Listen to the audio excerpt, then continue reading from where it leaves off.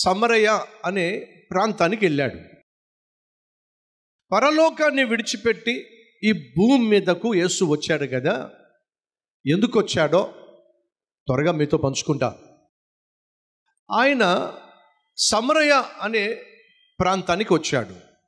సమరయులు అనగా సంకరి జాతి ప్రజలు, అక్రమ సంబంధంతో పుట్టిన వాళ్ళు, అక్రమ జీవితాన్ని అలవరుచుకున్న వాళ్ళు, వెలివేయబడిన వాళ్ళు, యూదులతో సాంగత్యము చేయకూడని వాళ్ళు. సరే, యూదుడైనటువంటి యేసు సంకరి జాతి ప్రజలుగా అక్రమ సంతానంగా భావించబడినటువంటి ఈ సమరయులతో యేసుక్రీస్తు కలవకూడదు, ఎందుకంటే ఆయన యూదుడు కాబట్టి. కానీ మనిషికి మనిషికి మధ్య కులతత్వం కావచ్చు, ప్రాంతీయతత్వం కావచ్చు, రకరకాల మతాలు కావచ్చు, ఇవన్నీ మనిషి సృష్టించుకుంది. కానీ మనిషిని సృష్టించిన దేవునికి మాత్రం కులం లేదు, మతం లేదు, ప్రాంతీయతత్వం లేదు. అందరూ దేవుని బిడ్డలే. ఆ ఒక్కటే ఆయన కలిగి ఉన్నటువంటి బంధం, మనిషితో పెనవేసుకున్నటువంటి సంబంధం. కాబట్టి యేసుక్రీస్తు సమరయ పట్టణానికి వెళ్ళినప్పుడు, లేక ప్రాంతానికి వెళ్ళినప్పుడు ఒక బావి దగ్గర కూర్చున్నాడు. మధ్యాహ్నం వేళ సాధారణంగా బావి దగ్గరకు ఆడవాళ్ళు ప్రొద్దుటే వెళ్తారు. నీళ్లు కావాలి, ఇంటిలో ఏ పని చేసుకోవాలన్నా నీళ్లు కావాలి. కాబట్టి సాధారణంగా స్త్రీలందరూ కూడా బావి దగ్గరికి ఎర్లీ మార్నింగే వెళ్ళిపోతారు. కానీ ఈ స్త్రీ ఉంది చూశారు, ఈమె డిఫరెంట్ క్యారెక్టర్. ఆ డిఫరెంట్ క్యారెక్టర్ అని ఎందుకన్నానో కాసేపట్లో చెప్తా. కానీ మధ్యాహ్నం వచ్చింది ఆమె. అందరూ ఆడవాళ్ళు వచ్చి నీళ్లు చేదుకునే సమయంలో ఆమె రాలా, ఎవ్వరూ లేని సమయంలోనే వచ్చింది. కారణం చెప్తా. మధ్యాహ్నం వచ్చింది. యేసు అక్కడ కాచుకొని కూర్చున్నాడు. ఎందుకంటే ఆమె వస్తుందని తెలుసు ఆయనకి. అమ్మా, కాస్త నీళ్లు చేది నాకు పోస్తావా అని అడిగాడు. అమ్మా అని పిలిచినప్పుడు ఆమె ఆ పిలుపులోనే ఒక విధమైనటువంటి ప్రకంపన.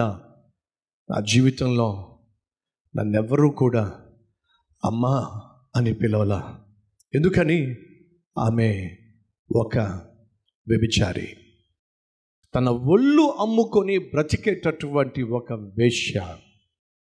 ఊరోళ్ళందరూ చేతరించుకుంటున్నారు, అందరూ చీకొడుతున్నారు. ఎస్, మనం ప్రతి ఒక్కరూ సంపాదించాలి కుటుంబ పోషణ కొరకు. కానీ ఎలా సంపాదిస్తున్నావు అనేది చాలా అవసరం. చాలామందికి ఈ లోకంలో ఉన్న విధానం ఏమిటంటే, ఎంత సంపాదిస్తున్నాడు ఇంపార్టెంట్, ఎంత ఆస్తి సంపాదించాడు, ఎన్ని ఎకరాల పొలం ఉంది, ఎంత బ్యాంక్ బ్యాలెన్స్ పెంచుకున్నాడు, ఎన్ని బిల్డింగ్స్ ఉన్నాయి, ఎన్ని కార్లు ఉన్నాయి, ఎంత ఉంటుంది మొత్తం కలిపి. ఒక 50 కోట్లు ఉంటుందా, 100 కోట్లు ఉంటాయా, 200 కోట్లు ఉంటాయా, 500 కోట్లు ఉంటాయా, 1000 కోట్లు ఉంటాయా? ఇవన్నీ సాధారణంగా మనుషులు చర్చిస్తూ ఉంటారు. దురదృష్టం ఏమిటాయా అంటే, మనిషి కూడా వాటి కోసమే ప్రాకులాడుతున్నాడు. కార్ల మీద కార్లు కొనాలి, పొలాల మీద పొలాలు కొనాలి, ఆస్తిపాస్తులను పెంపొందించుకోవాలి, బిల్డింగ్స్ కట్టాలి, ఎవరికీ లేనంత ఆస్తి నాకు ఉండాలి అని మనిషి సాధారణంగా ఆశపడుతున్నాడు.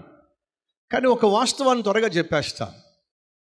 ఈరోజు నువ్వు కలిగి ఉన్న కార్లు కావచ్చు, బంగ్లా కావచ్చు, లేదా సిరి సంపదలు కావచ్చు, పేరు ప్రఖ్యాతులు కావచ్చు, బ్యాంకులో బ్యాలెన్స్ కావచ్చు, ఇంట్లో ఉన్న బంగారం కావచ్చు. ఒక నిమిషం, మీ వయసు ఎంత? ఒకవేళ మీ వయసు 20 సంవత్సరాలు అయితే 100 సంవత్సరాలు కలపండి, 120 సంవత్సరాలు. 50 సంవత్సరాలు అయితే 100 సంవత్సరాలు కలపండి, 150 సంవత్సరాలు. మీ వయసుకు ఒక 100 సంవత్సరాలు కలపండి. ఒకవేళ నా వయసుకు నేను 100 సంవత్సరాలు కలిపానంటే సుమారు 150 సంవత్సరాలు. 150 సంవత్సరాలు అప్పుడు సతీష్ కుమార్ భూమి మీద ఉంటాడంటారా? చెప్పాలి. సతీష్ కుమారే కాదు, మీ వయసుకు 100 సంవత్సరాలు కలిపితే మీరు కూడా ఇక్కడ ఉండే ప్రసక్తి లేనే లేదు. అది వాస్తవం. ఈరోజు మనిషి దేనికోసం ప్రాకులాడుతున్నాడో దేనికోసం తాపత్రయపడుతున్నాడో, తంటాలు పడుతున్నాడో, తప్పులు చేస్తున్నాడో, తప్పటడుగులు వేస్తున్నాడో ఒక్కసారి ఆలోచిద్దాం. అది అవసరమా? ఎందుకని?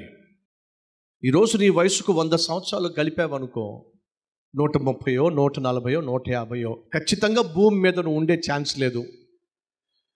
ఎంతో ఇష్టపడి కొనుక్కున్న ఆ కారు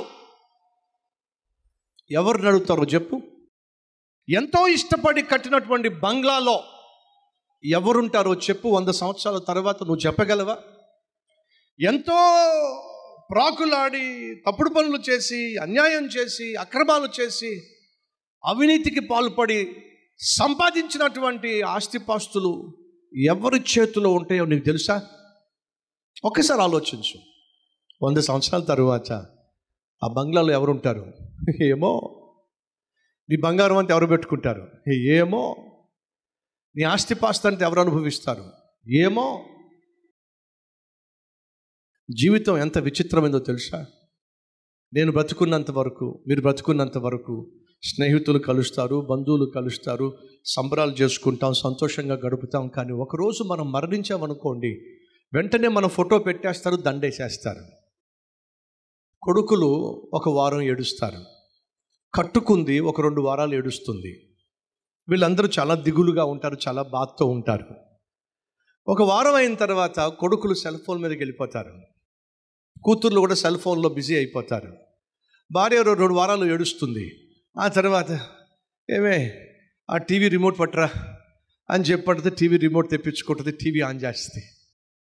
ఆమె సీరియల్లో పడిపోద్ది, సినిమా పిచ్చి ఉంటే సినిమా పిచ్చిలో పడిపోతుంది. అర్థం చేసుకోండి, ఒక 1 మంత్ వరకు నీ గురించి వాళ్ళు బాధపడడం నిజంగా గొప్ప విషయమే. ఒక 1 మంత్ తర్వాత వాస్తవం అంటారా కాదంటారా? 1 మంత్ తర్వాత ఎవరు నిన్ను జ్ఞాపకం చేసుకోరు. మనల్ని దేవుడు ప్రేమించాడు కాబట్టి మన కోసం ఈ భూలోకానికి వచ్చాడు. అంతేకాకుండా మనకు రావాల్సిన శిక్ష అంతా తన మీదే వేసుకొని మన స్థానంలో మరణించాడు. దేవుడు కాబట్టి మరణాన్ని గెలిచి తిరిగి లేచాడు. ఆ ప్రభువు చెప్పింది ఏమిటంటే, నేను మీ శిక్షను భరించాను, మీ స్థానంలో మరణించాను. నేను చేసిన ఈ త్యాగాన్ని మీరు అంగీకరించి క్షమాపణ కోరితే నేను మిమ్మల్ని క్షమిస్తాను. అంతేకాదు, నేను ఎలా మరణాన్ని గెలిచి తిరిగి లేచి పరలోకానికి వెళ్ళానో, నా క్షమాపణ పొందుకున్న ప్రతి ఒక్కడు కూడా మరణించిన తర్వాత పరలోకానికి నాతో పాటు వస్తాడు అని దేవుడు వాగ్దానం చేసి వెళ్ళాడు.